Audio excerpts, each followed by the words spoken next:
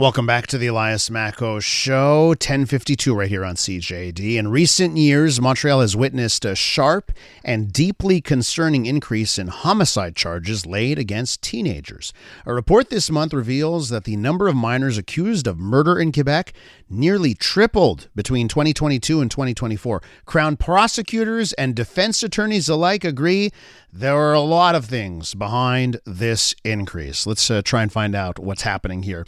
Tiago Murias joins us, a defense lawyer with the firm of Ameur Múrias. Tiago, welcome to the program. Well, thank you so much. So, what's your take? Let's start off with that. I mean, the numbers don't lie at this tripling. What do you think's behind it? Yeah, well, you mentioned since 2022, and I can even say that it's beginning before that. I mean, yes, since 2022, the increase is very alarming, but we can see the pattern coming even before that. What's behind that? Many factors.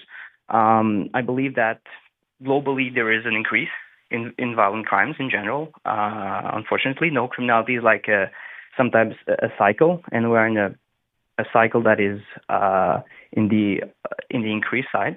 The access to firearms, obviously, that's a big factor. Before that, minors with teenagers with firearms was something exceptional. No, you don't see that a lot. And when you see a minor with a gun, it was like, wow, we have a big case today. And now it's just like every week we have this kind of accusations.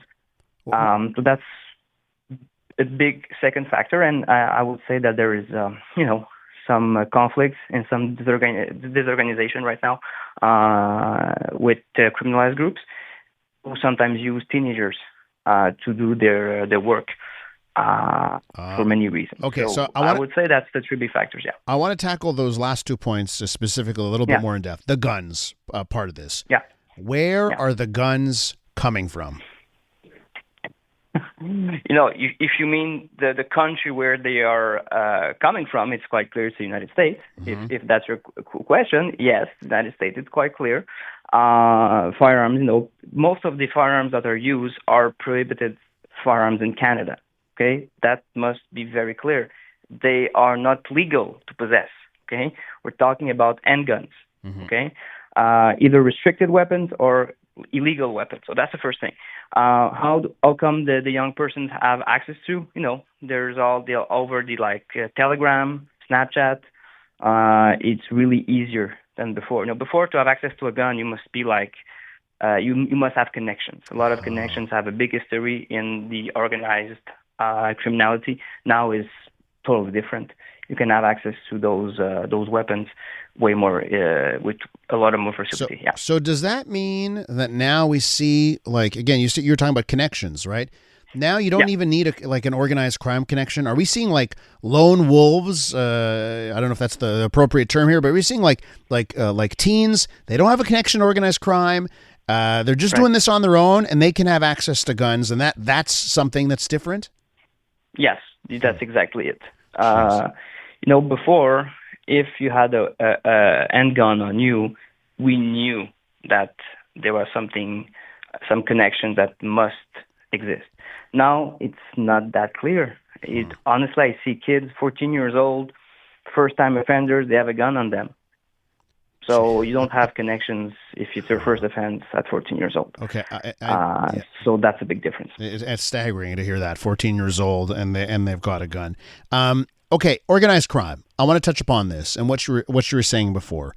And perhaps that these organized crime groups, they're looking at the laws and how things are enforced, and they're looking at young people, they're looking at teenagers and saying this is the perfect group of people to commit some of our crimes in this country. Tell me about that aspect here. Tell me about how organized crime is preying on these teens. Well, and I really like that you use the word preying on those teens, because that's exactly what it is. I know they don't have the judgment, they don't have the cognitive development, the teens, so it's easier to make them do things that they cannot foresee the consequences. That's what the teen is about. Not have the ability to see that far. What are the consequences in 1 year, 5 years, 10 years of my actions? Know that we adults usually we should have, not every adult, but most of the adults. The teens don't have that. So those adults, they use that, and they use the fragility of teens to make them do terrible crimes, homicides, murders, assault with weapons, arson, a lot of arson, as we can see. A lot of my clients are caught within arson are like 14, 15, 16 years old. And clearly that's not their idea. So you said not knowing what the consequences, but I have to ask you this. Are there consequences? I see story after story where the police do their job. They arrest people responsible. And then the criminal justice system offers slaps on the wrist and there aren't consequences. Could it be that the teens and the organized crime groups know the consequences and they know that they're non-existent? That's not what research shows. What research shows is that there is two main factors that affect the criminality rate. It's the time frame upon which the sentence is imposed. So that's a big problem right now. The sentences don't arrive at the right time. That's the first thing. The second thing is the certainty of having consequences. So we must make sure that the system is quicker and the sentences are imposed sooner and that they are imposed. It's not really if it's lenient or too severe. Actually, we have research that shows that a first offender, if the sentence is too harsh, it can have the opposite effect of hiring the chance of reoffending. Mm-hmm. But what is really important, specifically for teenagers, is that the punishment must come quicker. And that's a big problem. And that's a big problem because, as you know, the system is overloaded. So we do have a problem because we don't have enough resources to work as we would like to work. And of course, with lack of resources, that's going to any time, right? There's always a lack of resources here. But knowing what you know and the job that you do as a defense attorney, is there something that you would suggest to governments on, particular facets that they should target, what they should be looking at if they want to have a true effect with teenagers? Yeah, help the parents. Give resources and programs to help the parents. I have a lot of parents who want to help their kids, who see the dashboard all lit with red lights, and we cannot help them as much as we can. So, the kids, they do have researchers to accompany them, but sometimes the parents, they would be the solution. And then sometimes they feel and they are left out.